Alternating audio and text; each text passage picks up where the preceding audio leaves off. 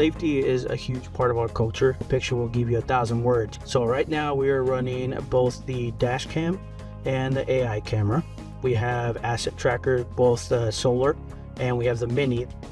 96% of incidents within our company usually exonerate the driver. It's changed our safety reviews a lot. There'd be at least a couple of meetings to go ahead and come up with the documentation, who needs to be involved, what actually happened, trying to get to that bottom of it. We go ahead and pull up the video. We get into our computer dashboard, go into the motive dashboard, so you don't have to sit there and look for it. They get them real time. With the motive camera, we get a good sharp picture, and we're able to identify any vehicles and sometimes even license plates when we need to. Also with the motive videos, we're able to go back and pull video on demand. Some of these customers are running their huge home builders. We have pits and that are large in size, and we have mountains of aggregates.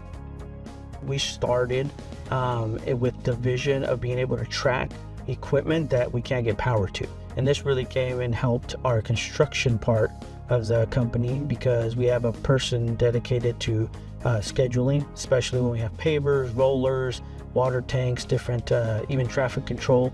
Our traffic control unit will place it on their traffic signs. So we placed asset trackers on all those different types of equipments, and it's helped our transport drivers being able to locate it on different job sites.